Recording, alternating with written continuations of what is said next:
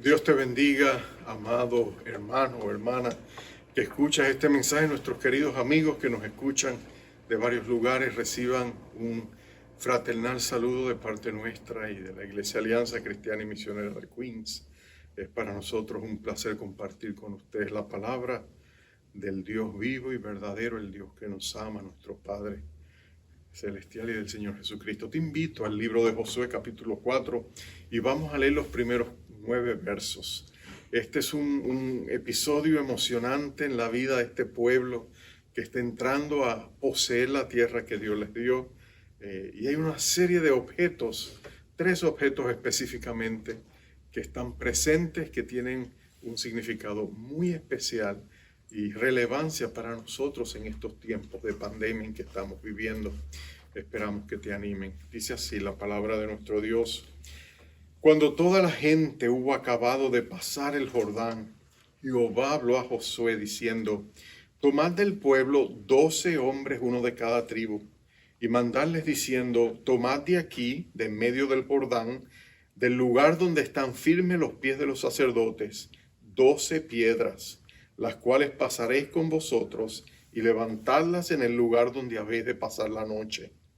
Entonces Josué llamó a los 12 hombres a los cuales él había designado de entre los hijos de Israel, uno de cada tribu, y les dijo: pasad delante del arca de Jehová vuestro Dios a la mitad del Jordán, y cada uno de vosotros tome una piedra sobre su hombro, conforme al número de las tribus de los hijos de Israel, para que esto sea señal para vosotros. Y cuando vuestros hijos preguntaren a sus padres mañana diciendo: ¿qué significan estas piedras?, les responderéis: que las aguas del Jordán fueron divididas delante del arca del pacto de Jehová cuando ella pasó el Jordán, y las aguas del Jordán se dividieron, y estas piedras servirán de monumento conmemorativo a los hijos de Israel para siempre.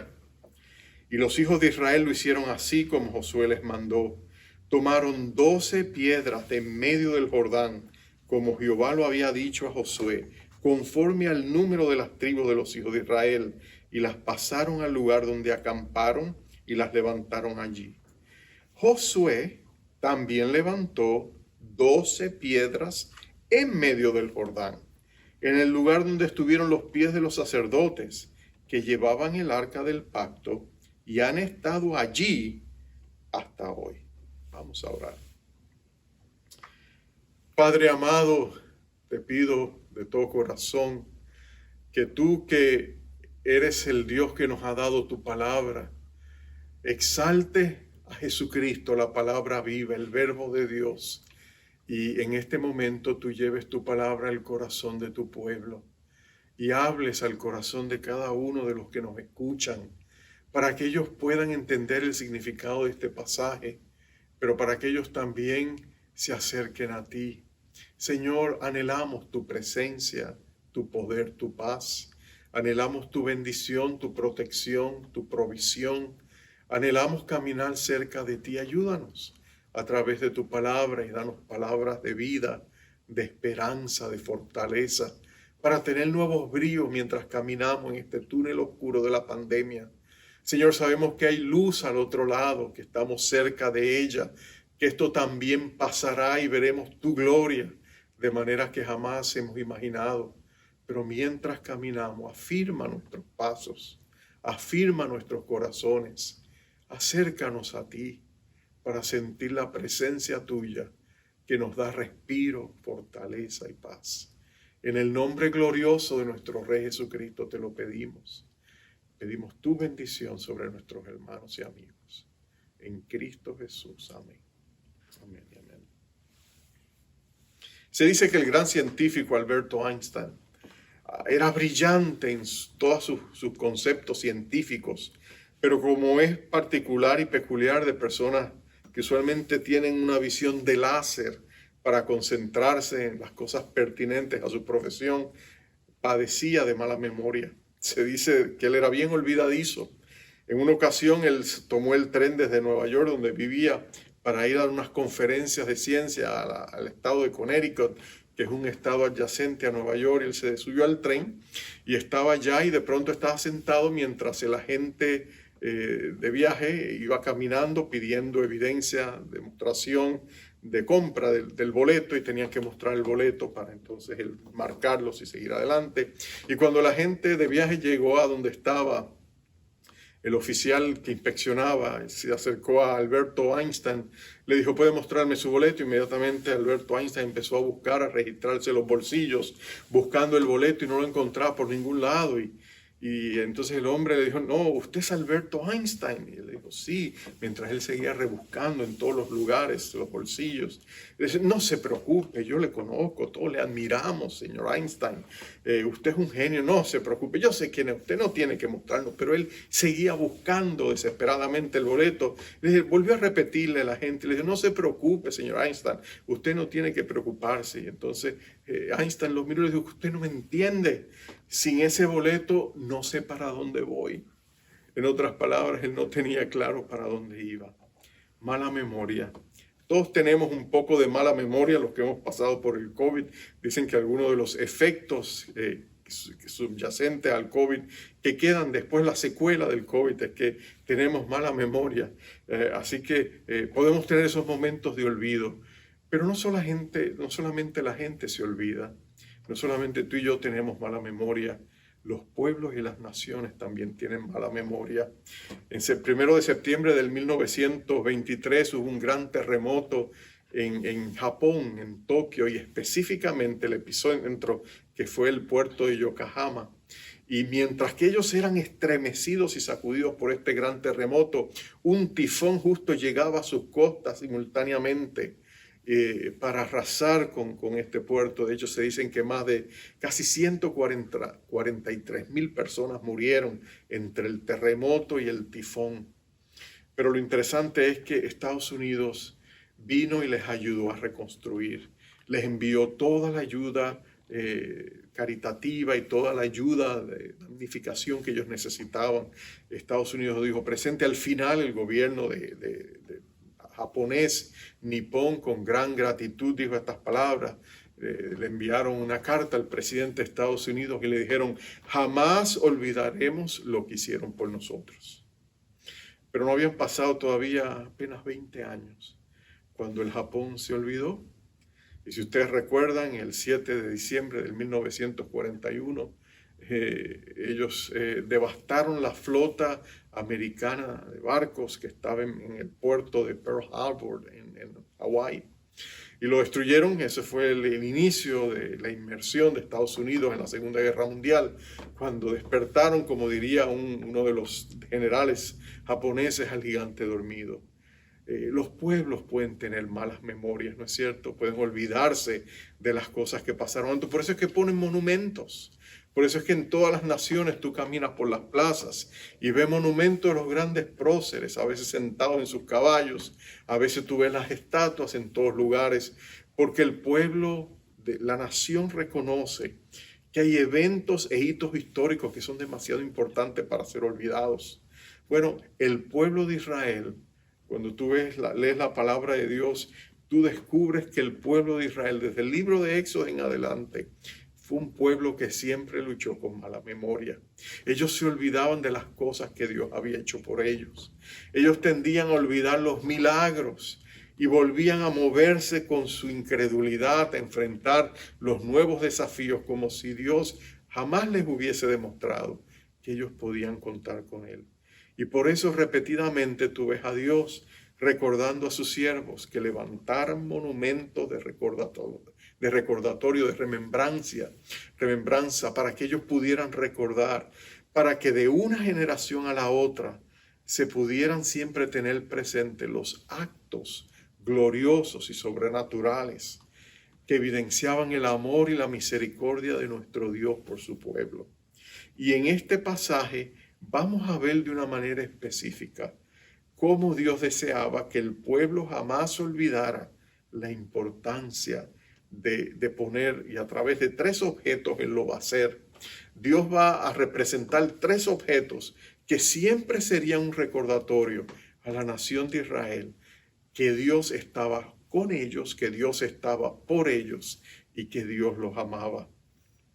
De hecho, cuando nosotros nos acercamos a este pasaje, Estamos en un momento culminante de esa gran marcha de Israel después de 40 años en el desierto. Empezamos a ver la semana pasada a Israel en medio del río Jordán. Era el tiempo de la cosecha, que es cuando las lluvias tardías en la primavera llegan y desatan ese gran río Jordán y lo llenan sus aguas de tal manera que se desbordan. Es tiempo de inundaciones. Y es interesante que es precisamente en ese momento cuando Dios lleva a su pueblo a las riberas de este río y le dice, dispónganse a cruzarlo.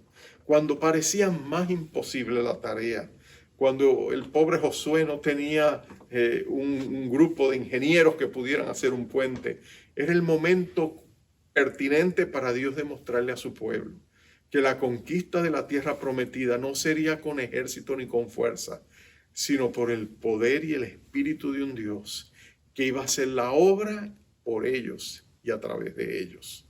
Y aquí encontramos que Dios le dice a Josué, quiero que los sacerdotes lleven el arca y la pongan al frente en medio del río, porque yo voy a hacer un milagro para que el pueblo cruce en seco. Y eso es lo que pasa. Los sacerdotes que cargan el arca eran los únicos que podían cargarla. Los levitas, ellos están cruzando y mientras ellos caminan y cruzan, tú sabes que el río se ha levantado y se ha hecho una pared enorme, creciente. Cada vez que viene más agua, más se eleva aparentemente, para que ellos puedan cruzar en seco. Y el pueblo está cruzando, mientras los sacerdotes todavía tienen el arca y están firmemente puestos de pie en medio del río. El arca es significativa, porque el arca del pacto representaba la presencia manifiesta de Dios en medio de su pueblo, porque era junto a ese arca, junto a esos dos querubines que se levantaban de esa arca hecha de acacia, de madera de acacia cubierta de oro. Allí era donde se manifestaba la presencia manifiesta de Dios, la nube, la gloria, la Shekinah de Dios, como lo llamaban los hebreos, que en la noche se hacía un pilar de fuego, pero que en el día era una nube, donde Moisés había ido día a día para hablar cara a cara con Dios. Ese arca representaba cosas muy importantes. De eso, dentro de ese arca, ellos tenían 3 objetos significativos. Tenían un recipiente donde se había preservado de aquel maná, aquel pan que bajaba del cielo, que el pueblo recogía todas las mañanas, a excepción del sábado, para alimentarse. El viernes tenían que tomar una doble porción porque el sábado no podían recoger, no podían trabajar. Pero allí había una muestra de este maná para recordarle al pueblo, yo soy vuestro proveedor, yo soy quien les proveo a ustedes. Yo el que hago provisión, dice el Señor, soy yo. También estaban las tablas de la ley, las 2 tablas, cada una con 5 mandamientos, los 10 mandamientos de las leyes que Moisés había esculpido por segunda ocasión, cuando después que las primeras se destruyeron, cuando él las destruyó, cuando Israel se desvió con aquel becerro de oro, pero Dios las había vuelto a inscribir. Allí estaban las tablas de la ley, y las tablas de la ley representaban la santidad de Dios. Si el maná representaba la provisión de Dios, las tablas representaban la santidad de Dios. Y allí también el tercer objeto que se guardaba en aquel arca era la vara de Aarón, la vara que había florecido con nueces y flores, cuando en un momento de prueba Dios había establecido el derecho de autoridad de los líderes que él había establecido. Y es interesante que fue precisamente allí donde Dios puso esos 3 objetos. Uno representaba Dios como proveedor, su santidad, y tercero, la autoridad de Dios a través de su liderazgo establecido. Así que es aquel arca que representaba la presencia de Dios, la que estaba allí. Y en medio de esta pandemia, nosotros también hemos encontrado nuestra fortaleza en la presencia de nuestro Dios. Cuando nosotros nos hemos encerrado en nuestras casas, ¿se acuerdan al principio? Cuando el gobierno encerró a todos en sus casas con aquel famoso encierro, ¿se acuerdan que lo que el gobierno había hecho para protegernos y evitar que se expandiera y se continuara el contagio, Dios lo usó para que nosotros estuviéramos como familias en su presencia, Recordaba el nombre de Sofonías. El nombre de Sofonías significa aquel o aquellos a quien Jehová escondió. Y es como que mientras el gobierno pensaba que nos encerraba, Dios nos estaba escondiendo debajo de sus alas. Y allí, orando juntos como familia, nosotros volvimos a conectarnos con la presencia de Dios. Pudimos en la presencia de Dios confesar nuestros pecados. Allí en la presencia de Dios, Dios nos dio claridad sobre nuestras vidas. Reconocimos que había cosas que había que cambiar en nosotros. Fue un tiempo tan especial y todavía en algunos lugares está ocurriendo, porque la presencia de Dios es la clave de la vida cristiana, ¿no es cierto? Siempre que se ve en la vida de los grandes avivamientos en la historia de la iglesia, todo gira alrededor de la presencia de Dios. Es Dios presentándose, es Dios llegando y haciendo su presencia manifiesta. Y de pronto todo el mundo sabe que estamos en la presencia de un Dios vivo, verdadero y santo. Eso es lo que ha pasado en estos grandes días de pandemia, ¿no es cierto? Bueno, Dios quería que el pueblo de Israel se enfocara en su presencia. Yo me imagino al pueblo cruzando y volviéndose hacia al otro lado, y después que llegaban a cierta distancia, virando sus rostros atrás y mirando con sus ojos puestos en aquel arca mientras sus hermanos iban pasando, mientras aquella montaña creciente, aquella pared creciente de agua todavía seguía allí detenida por una mano invisible y poderosa, y el pueblo seguía cruzando. Ellos veían el arca y se daban cuenta de que el arca representaban lo que ellos jamás deberían perder: el sentido de la presencia y de la reverencia de un Dios todopoderoso que les amaba y estaba con ellos. Amados, cuando las iglesias empiezan a reabrir sus puertas y nosotros estamos en ese proceso, recuerda esto: se trata de la presencia de Dios. No volvemos a lo mismo de siempre, no podemos volver a lo mismo de siempre, a vidas de aparente religiosidad. Tenemos que volver a tener verdaderos encuentros con la santidad de Dios, con el poder del Espíritu Santo. Tenemos que volver nuestros rostros a Dios y buscarles, porque el avivamiento prometido de Dios no es inevitable. En Jeremías 29 Dios lo hizo muy claro, le dijo: y este pueblo me buscaréis y me encontraréis, porque me buscaréis con todos vuestros corazones. Nota, no es solamente sentarnos a esperar, podemos pasarnos el resto de nuestras vidas sentados esperando que llegue el avivamiento, pero Dios nos está diciendo: no, tienen que desearlo, tienen que buscar a Dios, tienen que buscarlo con quebranto, con sinceridad, con deseos ardientes. Tienen que desearlo tanto que a Dios no le queda más remedio que enviarlo. ¿Y por qué Dios pide que lo busquemos de tal corazón? Porque, amados, si no lo buscamos con ese desprendimiento absoluto, si Dios no lo diera cuando no estamos preparados, nosotros lo desperdiciaríamos. Nosotros contristaríamos al Espíritu Santo con nuestras agendas. Nosotros seríamos las estrellas que quieren figurar. Queríamos ser los protagonistas del drama de lo que Dios va a hacer. Y Dios no comparte su gloria con nadie.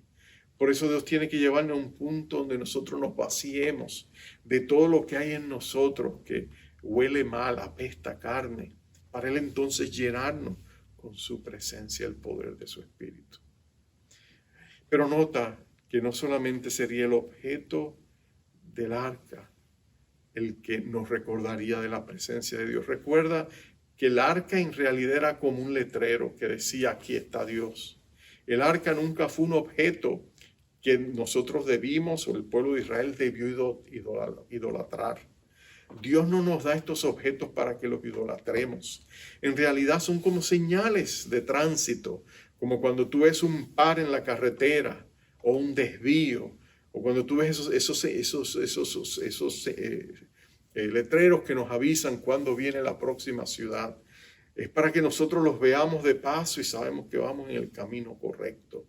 Bueno, de igual manera, estos objetos no son para ser idolatrados, son para recordarnos las verdades profundas y eternas que Dios quiere que tengamos presentes.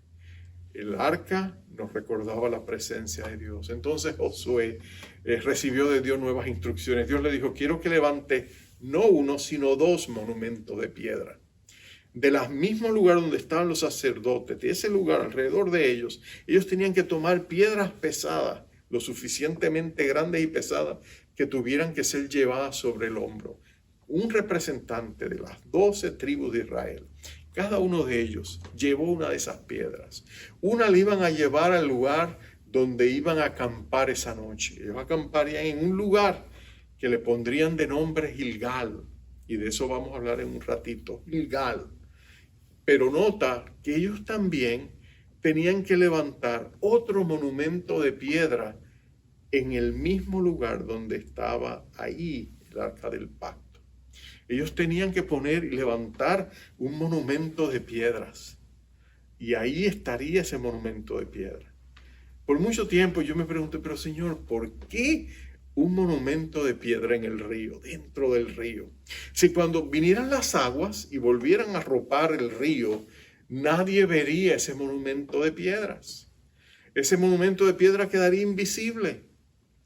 Todo el mundo pasaría por allí, ni siquiera sabría que estaba allí. ¿Por qué Dios le pide a Josué y a sus hombres que levanten ese monumento de piedras en el río? ¿Por qué lo haría? Bueno, yo pienso que fue por dos razones. Mientras más meditaba y le pedía al Señor que me mostrara por qué tenía que estar allá, esto fue lo que sentí que Dios me mostró. Primero, esas piedras representaban la vida interior del creyente, representaban la vida interior, la vida del espíritu, la vida nuestra en lo más profundo de nuestro ser, lo que no es público, lo que es privado. Tiene todo que ver con la formación de nuestro carácter. Esas piedras dentro del río de Dios realmente representaban la vida interior de los hijos de Dios, lo que somos cuando nadie nos está mirando. Está hablando de nuestro carácter. Nosotros teníamos que cultivar esa vida interior. El pueblo tenía que saber, los que estaban allí presentes, que detrás de esas aguas que fluían había algo allí enterrado que les recordaba lo que Dios había hecho. Era un monumento a la vida interior del cristiano. Tú y yo necesitamos esa vida interior. Estar con Dios en ese lugar secreto de comunión y oración con Dios. Entrar a ese, algunos le llaman el cuarto de guerra, donde nosotros a solas con Dios, cuando el mundo no nos está mirando, estamos batallando por las cosas de Dios, estamos peleando por nuestra familia, estamos orando por nuestros hijos, estamos orando por nuestros hogares, estamos orando y batallando por la obra de Dios, por la iglesia de Dios. Esa vida interior tenía que ser cultivada. Pero había un segundo propósito por el cual esas piedras tenían que estar allí ocultas. El río Jordán estaba en la plenitud en el apogeo de su momento, cuando las lluvias primaverales bajaban, las lluvias tardías para la cosecha, hacían que se convirtieran prácticamente en un brazo de mar. Pero con el pasar del tiempo entraba el calor del verano y las aguas empezaban a secarse. Israel, por donde pasa el Jordán, tiene zonas que son bien áridas. En tiempos de sequía, ese río que antes parecía navegable, ahora se convierte en una pequeña quebrada donde el agua no le llega a uno ni a las rodillas. Es en tiempos de sequía, cuando el agua se reduce, donde el pueblo empieza a decir, ¿y ahora de dónde vamos a encontrar aguas? Y ahí es donde, cuando bajaban esos niveles del río, ahí es donde volvían a aparecer estas piedras que nos recordaban quién era el proveedor del pueblo de Dios. Esas piedras que nos recordaban las grandes y poderosas obras que Dios había hecho. Esas piedras que constantemente nos estaban diciendo, yo soy vuestro Dios, confíen en mí. Cuando todos llegaran y vieran ese monumento de piedra, dice, acuérdate, aquí fue donde Dios paró las aguas del río Jordán para que su pueblo pasara en seco. Cuando tú y yo levantamos esos monumentos, en nuestra memoria a Dios. Cuando tú y yo marcamos esos grandes eventos del quehacer de Dios en nuestras vidas, cuando tú y yo recordamos las pasadas fidelidades de Dios, lo que Dios ha hecho en esta pandemia con cada uno de nosotros, donde ya no somos los mismos de antes, ¿no es cierto? Cuando tú y yo podemos mirar a nuestros hijos y decirle grandes cosas ha hecho Jehová con nosotros. Y nosotros podemos recordar esos momentos, bueno, ese monumento de piedras en el río le recordaría siempre al pueblo de Dios esas dos verdades. Una, hay que cultivar la vida interior, la vida que nadie ve públicamente, nuestra relación íntima con nuestro Padre Celestial. Y segundo, acuérdate, en tiempos difíciles, en tiempos áridos, en tiempos de sequía, en tiempos de prueba y de tribulación, acuérdate quién es tu Dios. Acuérdate las cosas que Él ha hecho. Recuerda que tenemos que buscar al Dios del arca, del pacto, y reclamar sus promesas que están contenidas en ese pacto. Pero también tenemos que recordar los eventos del quehacer de Dios en nuestros días, especialmente en esos días difíciles, donde Dios manifestó su misericordia y su gracia y su poder. Esos tiempos de aflicción, donde Dios nos sostuvo cuando nosotros pensamos que ya no podíamos seguir.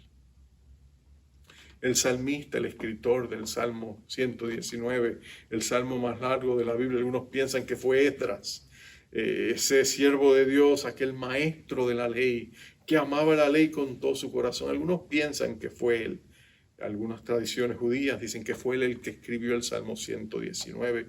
Otros piensan que fue David, pero independientemente de quién lo haya escrito, el sentimiento es el mismo.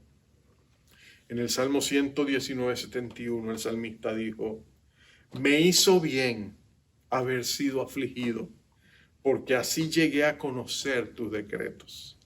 Me hizo bien haber sido afligido, porque así llegué a conocer tus decretos. Otra versión más contemporánea lo pone de esta manera, el Salmo 119, 71, dice: me hizo bien haber sufrido, para así aprender tus normas. En otras palabras, Dios no desperdicia nada. Y tiempos de aflicción son tiempos donde Dios nos prepara en nuestra vida interior para seguir adelante. Aquel monumento en el río era importante. Yo te pregunto, ¿qué monumento estás levantando tú para no olvidarte de lo que Dios ha hecho por ti, por tu casa en esta pandemia? Aun cuando hemos perdido seres amados, Dios nos ha recordado que somos transitorios en este mundo, pero que nuestra ciudadanía está en los cielos y ese es nuestro verdadero hogar. ¿Cómo estamos recordando esas profundas verdades? Pero hay un segundo monumento y ahora sí me gustaría hablar de Gilgal. Gilgal fue el lugar donde ellos acamparían, ellos cruzarían, eventualmente el arca pasaría, saldrían los sacerdotes y despejarían el río. Y entonces aquel río volvería a seguir su curso y volvería otra vez a llenarse. Alguien que estuviera al otro lado diría: oh Señor, ¿pero qué pasó? ¿Esto fue verdad? ¿Pasamos nosotros por ahí? Nos parece un sueño. Parece todo fue tan dramático y tan excitante y tan emocionante. Señor, que como que nos pellizcamos, eso pasó de verdad. Bueno, Dios le decía a ellos: cuando lleguen a Gilgal y acampen, quiero que hagan un monumento de piedras con las 12 piedras que cada uno de estos hombres llevó sobre su hombro hasta ir a este campamento. Interesante, la palabra Gilgal significa círculo de piedra. Círculo de piedras. Y es que ellos con esas 12 piedras hicieron un círculo. Y allí ellos dijeron: vamos a recordar lo que Dios ha hecho. Pero el propósito de este monumento fuera del río era muy significativo. Era un monumento intergeneracional. Es el mismo propósito de la gente que pone monumentos, para que las próximas generaciones recuerden la vida de aquellos hombres y mujeres que se sacrificaron por amor a la patria, a la nación o al pueblo. Personas que impactaron nuestras vidas. Podemos ver sus estatuas, podemos ver sus monumentos y podemos recordar qué fue lo que pasó allí. Tú ves esos monumentos de personas que perdieron sus vidas en las guerras. Tú ves en Estados Unidos, vas y ves en Washington un monumento a Vietnam, un monumento al Golfo Pérsico. Tú vienes a la ciudad de Nueva York, vas a las nuevas Torres de la Libertad y tú vas a ver que al lado de la torre, donde antes estuvo una de las dos torres gemelas, ahí hay un monumento de recordación para las personas que murieron en el incidente del 9/11, donde los aviones se estrellaron contra las torres. Allí están escritos sus nombres. Las personas pueden ir y buscar el nombre de los seres amados y recordarlos y reconocer eso. Porque era importante que la próxima generación descubriera el tesoro de su legado para no olvidar las lecciones aprendidas. Como decía el gran historiador Toynbee, el inglés, él decía, los pueblos que no aprenden de su historia están destinados a repetir los mismos errores. Y de esa manera Dios les recuerda a su pueblo que no cometan los mismos errores. Y ese monumento era un monumento al pueblo y a la nación de Israel, porque Dios había hecho un pacto con ellos que duraría por la eternidad. El pueblo de Israel sufriría tremendas catástrofes por razón de sus futuras desobediencias. En varias ocasiones serían llevados al cautiverio. Primero el reino del norte, las 10 tribus irían de cautiverio a Siria. Luego las 2 tribus del sur, Judá, también irían de cautiverio a Babilonia. Luego en el 70 de la era cristiana, después de la muerte y crucifixión de nuestro Señor Jesucristo, unos 30 años después, vendrían los romanos y arrasarían con Israel unos 35 años después y destruirían a Jerusalén y el pueblo de Israel quedaría errante, ¿no es cierto? Pero nota esto, el propósito de Dios siempre sería volver a restaurar a su pueblo a Tierra Santa. En el 1948, cuando el presidente Truman y las Naciones Unidas volvieron a abrir la puerta para la reformación del Estado de Israel, eso llevó al cumplimiento de verdades bíblicas. Acuérdate, fueron casi 1800, casi 2000 años de espera antes de que Dios hiciera esa obra. Pero lo más interesante de todo es que durante ese lapso de tiempo, muchos eminentes eruditos bíblicos decían, Israel jamás volverá a la tierra prometida, porque la iglesia es el nuevo Israel de Dios. Dios terminó con Israel, Israel está desechado. Y muchos pensaban de esa manera, de hecho era una noción general, pero no, había grandes hombres de Dios y mujeres de Dios, hombres llenos del espíritu de profecía, que entendían e interpretaban la palabra de Dios correctamente. Hombres como Alberto Benjamin Simpson, Carlos Spurgeon, Hudson Taylor, hombres y mujeres de Dios también, que entendían que Dios iba a retornar al pueblo de Israel a la tierra prometida, porque Dios lo había prometido hacerlo, porque el propósito de Dios con la nación de Israel, el pacto de Dios con Israel, lo hacía necesario, porque tu Dios y mi Dios y el Dios de Israel es un Dios cumplidor de promesas y de pactos. Y eso fue lo que Dios hizo. En el 1948, hoy día la nación de Israel está ya mejor que nunca. Están prosperando, pero todavía no reciben a su Mesías como a su Salvador, a nuestro Rey de Gloria, el Señor Jesucristo. Pero el día vendrá en que ellos van a volver a ponerse a cuentas con Dios. Así que, siendo que aquel círculo de piedra era un símbolo de la eternidad, así como el anillo matrimonial en su redondez nos recuerda que un círculo perfecto es símbolo de eternidad, de igual manera, esto es interesante, Dios quería que aquel símbolo de piedras sirviera de generación en generación en generación, para que los padres le enseñaran a los hijos grandes cosas ha hecho Jehová con su pueblo. Por eso decía allí, cuando el verso 6, para que esto sea señal entre vosotros y cuando vuestros hijos preguntaren a sus padres mañana diciendo, ¿qué significan estas piedras? El verso 7 dice, les responderéis que las aguas del Jordán fueron divididas delante del arca del pacto de Jehová cuando ella pasó el Jordán y las aguas del Jordán se dividieron y estas piedras servirán de monumento conmemorativo a los hijos de Israel para siempre. ¿Por qué para siempre?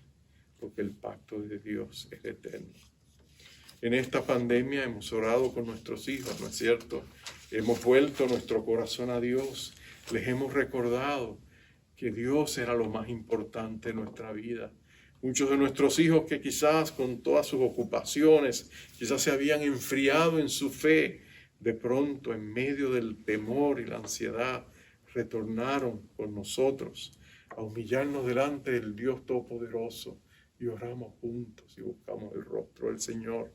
Y allí ellos marcaron en sus corazones y en sus conciencias el hecho indisputable de que Dios es el Dios de su pueblo. ¿Qué has hecho tú o estás haciendo tú en este momento para que eso quede grabado en nuestras mentes? Que recordemos esta profunda verdad. Nuestras casas deberían estar enmarcadas con símbolos de que somos un pueblo de Dios, ¿no es cierto? De que somos un pueblo, de que Jesucristo es significativo para nosotros. Recuerdo una casa de unos hermanos que visité recientemente. Me encantó el lugar donde vivían porque en todas las paredes tú veías algo que hacía referencia al hecho de que aquel hogar pertenecía a Jesucristo, era una familia cristiana. El tema de la familia cristiana estaba por todos lados. Eso me llenó de gran alegría. Cualquier persona que entrara allá sabría que esta casa era de Dios. Los que vivían allí amaban a Dios y se reconocían al Señor Jesucristo como el Señor de su hogar. Que Dios era el que estaba bendiciendo este hogar, esta casa. Recuerdo la historia de G. Campbell Morgan. Fue un gran escritor y predicador inglés. Él recuerda cuando recién casado, él y su flamante esposa invitaron a su papá, que era un veterano, un hombre de oración, ya bastante mayor. Lo invitaron a su casa y le mostraron el nuevo lugar donde estaban viviendo, recién casaditos ellos. El papá vino, lo miró y al final yo le digo, bueno, papá, ¿qué piensas de la casa? ¿Cómo te gusta el lugar donde estamos? Y el papá dijo, está muy bien, hijo, está muy bien. Pero como que los hijos conocen y él dijo, papá, como que hay algo que no me está diciendo. No, nada, hijo. No, pero papá, insisto, ¿qué faltó? ¿Qué no viste? Y me dice, bueno, hijo, esto fue lo que la casa está muy bonita, pero lo que me impactó es que si yo no les conociera a ustedes y entrar en esa casa, podría entrar y salir y tendría que preguntarme si la persona que vive ahí es o no cristiano. Porque yo en esa casa no vi absolutamente nada que me señalara que ustedes eran hijos de Dios. Y a él le chocó, él dijo, bueno, tienes razón. Y habló con su esposa y pusieron algunos versos, y pusieron algunos cuadros, y pusieron algunas cositas, que la persona que viniera a observar sabía que allí no vivía un ateo, allí vivía un hijo de Dios. Bueno, en esta pandemia, nosotros tenemos que encontrar maneras de recordar que Dios ha estado con nosotros, que su presencia nos ha infundido aliento, que Dios ha sido absolutamente bueno y ha sido fiel, que Dios debe ser recordado como aquel que nos ha sostenido a través de estos arduos días y largos meses de encierro o donde estar escondidos en la presencia de Dios. Que Dios te dé a ti sabiduría para recordarlo. Y que tú nunca olvides que fue Dios quien estuvo contigo durante este tiempo. Y levantemos nuestros monumentos de piedra al Dios de la eternidad y recordemos con gran afecto que Dios fue el puente que nos sacó de esta pandemia y nos llevó al lugar preferible donde nosotros vimos su amorosa provisión. Que Dios te bendiga y te guarde y tú medites en estas cosas. Vamos a orar.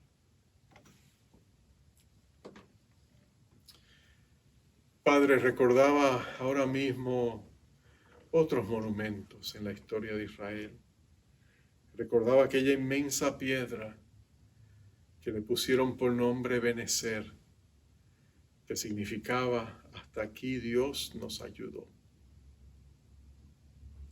Pero recordaba también otro monumento en aquella colina a las afueras de Jerusalén, donde está el lugar de la carabela, aquella formación rocosa que nos recuerda la carabela, nos recuerda el espectro, el cráneo que está allí representado.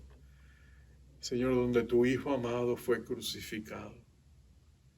Y aquella preciosa cruz, que para el mundo era un objeto de ignominia, de vergüenza, de algo totalmente ignominioso, vergonzoso, morir en una cruz.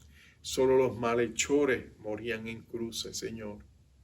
Pero a ti te pareció bien en esa gran paradoja espiritual de los tiempos de tomar el objeto más odiado y más cruento que la humanidad se podía haber inventado para hacer de ella un símbolo de amor, de entrega y de misericordia, un altar donde tú derramaste la sangre preciosa de tu Hijo amado por mi hermano y mi hermana, por mis amigos que me escuchan y también por mí. Y que aquella sangre divina, aquella sangre preciosa, más valiosa que el oro y la plata, fue el alto precio que tú pagaste por tenernos a tu lado por la eternidad.